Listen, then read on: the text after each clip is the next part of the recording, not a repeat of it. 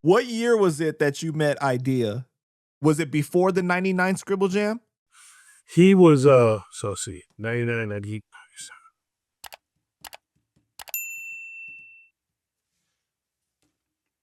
How's that 98? He was, man, I can't put my finger on, I remember the exact Scribble Jam. I just don't know the year, but, before that, like the year before he came and battled, he was a B-boy. He was in the B-boy battle, like with a bunch of kids from Minneapolis. And then, cause they didn't really have like a full crew. And so they kind of shoved a bunch of them together. So like Eyedea and like Cross One, who does like freestyle sessions and shit, he was part of that crew. Like they just kind of got a bunch of people that were there. Like me and you went, and then these two from here, hey, you want to battle, but let's just do this as the crew. And Mikey was a B-boy. Right. I just read this blog that Sage wrote a long time ago. I think like in 2010 or something like that, a while ago, that he was saying that Mikey would show him like videos of his like routine of b-boying and stuff like that back then. Yeah, he was dope too. I think that had a little bit of martial arts flair in there too, but he was good. He was really good. Like you can see him in one of the old DVDs. He made the DVD. You know what I mean? Like one of his moves made the DVD. He was dope.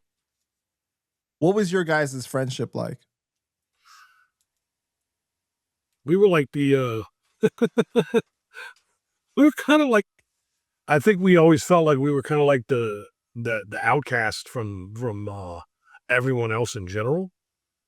And so we would do the thing where it'd be like 3 a.m. for no reason talking to each other. And I remember the motherfucker would always have some fucking philosophical bullshit to tell me that I'd be like, but he'd fuck with my head. So like when we had all the videos out with all the people fighting and doing crazy shit, I remember we were sitting in Chicago on this hill behind the venue shooting the shit before one of us was playing. He goes, hey man, you ever think that like all those fights and all that dumb shit you guys film is because you got the camera there, and if the camera was there, they wouldn't, if the camera wasn't there, they wouldn't do it? Fuck you, Mike. Fuck. And then I walked away. The minute the sentence finished was like getting hit in the side of the face. I'm like, okay, I guess I'm done with that shit now too. You know, and that was the end of the idea of doing more insane ass videotapes, because his point was very valid, because I could count on my hand the times it was random, and then couldn't count the amount of times people would see the camera and be like, I'm showing out because the camera's right there. So it was a lot like that. We would talk about music shit and stuff like that. We only did the one song together because we couldn't agree on shit. I would send him this. If he would send it back completely different, then I would take his shit and redo his shit and chop it up, and then he would take it and redo what he had done before. And yeah, we liked doing it, but we would never get anything done. You know what I mean? The one song, are you talking about Attrition? Yeah. Right. And that you didn't release that until like 5 years ago. Yeah, I lost it. I forgot it was like, so on my music thing on the computer, I would like, if we did something together, in my mind, I would never forget this, but I would title it something like "Fuck Off Ass Face," and then like, so like every record I've done, it's not going to say like Ohio Dirt. It's going to say like "Suck a Fat One, Rodney," and then I'm like, oh fuck me, dude. Like that's why I have to have the stacks of fucking notes, because I've written down Cockhammer, and that's the name of it. You know, that's, I look at the computer and it just looks like a bunch of fucking obscenities and weird animal genital names. Oh, so that's why it explains why you have that project, Bigfoot's Dick. Yes. Yeah. Right. Amongst others. So it would just be sitting there. So like Attrition was under something like Asshammer.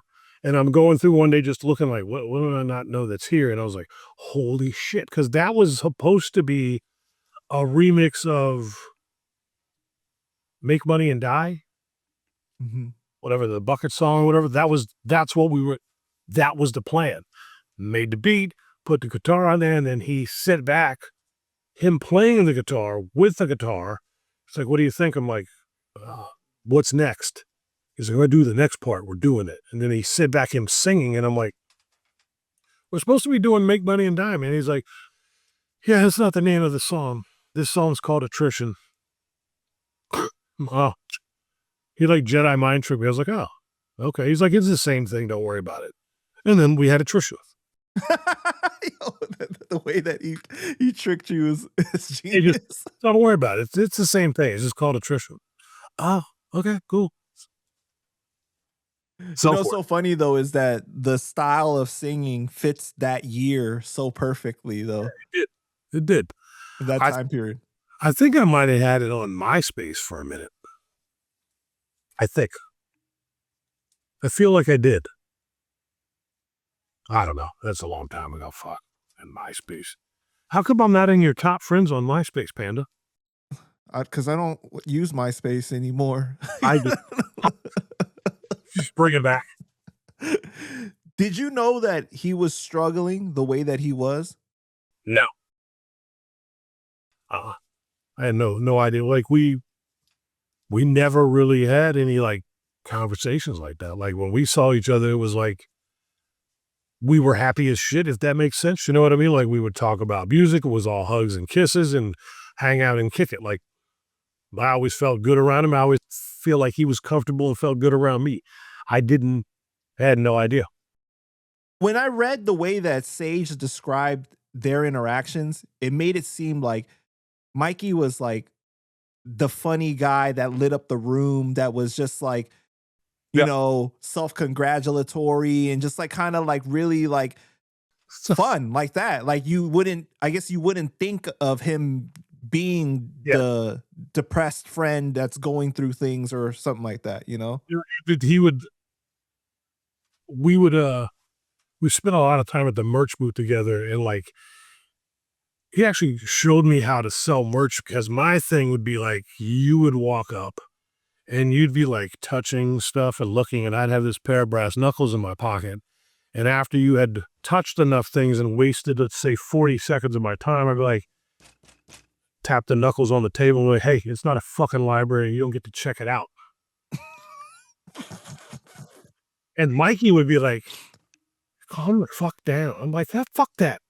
You know what the fuck? You're fucking here to buy it. And like, Jesus Christ, you know, a little finesse. What the fuck are you talking about?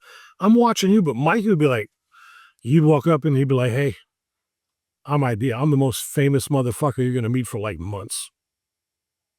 And then they'd be like, huh? He'd be like, that's me, Eyedea. More famous than all these dudes. You should buy my shit. It's right here. Like, and then Dibbs shit right here also. I tell you what, if you buy them both, $10. You can have 2 CDs for $10 because they were both $5, but they didn't know that. And that, so he did that a few times. I'm like, is that what we're doing? He's like, do it all night. And so the brass knuckles went away, and it was just figuring out the hustle of the merch with him. Like if you could get a girl over there, be like, listen, all you have to do is put the shirt on and be like, just look how fucking good girls sell merch. You know what I mean? So if the girl's like, you look fucking great in this shirt, look how good I look in this shirt, and then you should buy these 2 CDs. Will you give them the deal where you give them 2 CDs for 10? Yeah. And that's how that, so we spent a lot of time doing that. And he was funny as fuck about it too. Like it made it okay for me to be at the merch booth, because initially I just wanted to punch everybody. You know, because I didn't want to talk to anybody. it's so funny because that's so on brand for you too. Like when you said that you had the brass knuckles, I was like, I'm not even surprised. You know, It was also, you know, when we'd be out of town, I would just be super nervous about shit. Always. I'm out of town. Yeah. Nerves. Yeah, Mikey was funny as fuck. when you finally did find out, you know, about him, and was it when he passed away? Mhm. Yeah. What was your reaction when you found out? I was we lived in the other house, and I was sitting in the kitchen, and then I got the phone call, and like it's literally like always the same. Like, oh, tell you about Mikey, or what, you know, something like that. You heard about Mikey already? I'm like, no. And then, you know, they explain it. I'm like, cool. Mikey who, motherfucker? Who the fuck you talking about? Mikey who? And then, oh shit, like that's always in general for anyone I'm close to. That's what always happens. Like you hear about Jason who? And literally, just frozen like Jason who? And here's 1,000 Jasons it could be because it's definitely not the one. And then it ends up being the same thing. I thought, oh, man, I know like fucking 50 Mike and Mikeys. It's not the Mikey I know. Like that, Dan. Well, yeah. You're just like, oh, what? And then like, what? That shit, like, like you're half mad, half trying to figure out if you're being fucked with or not, because it just didn't seem possible. It's always like that, like, nah, not Mikey. You know what I mean? Yeah. Yeah, man. What was your first reaction when you heard the song Flicker? I didn't hear Flicker till the 20th anniversary thing at the Target Center. So like, I'd already played, a bunch of people had already played, and then, Sean Atmosphere is the headliner. And then Sarah Dope was like, you should be up here for this part. Like, she was like showing me how to like climb up on this part of the stage so we could all get pictures. And I hadn't heard it. And then I heard the music go on. I'm like, cool. And then that was what I had never heard it. And since I'm backstage, I can hear the monitors really clear. And then I'm just getting the footage and I'm like, oh, fuck me. Like, you know what I mean? Like, oh shit, I gotta go. I gotta go back. I gotta go back to the dressing room. Why? Yeah. I was caught off guard. I think everyone knew it in the venue and we had never heard it before. So it was unnerving in a good way. You know what I mean? Like it's a really dope song. It's just, I didn't know he was going to do a song like that. You know what I mean?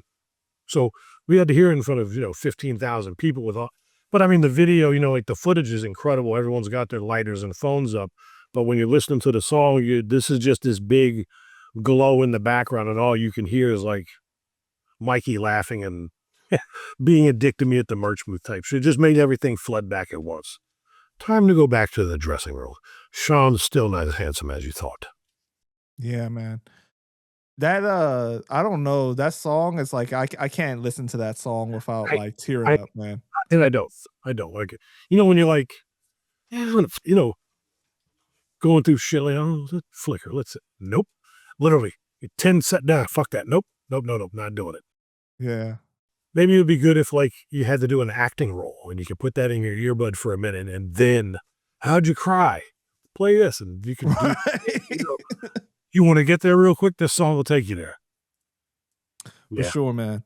Well, rest in peace to Eyedea, man. Just gone too soon. Yes, sir. So talented. Yes, he was.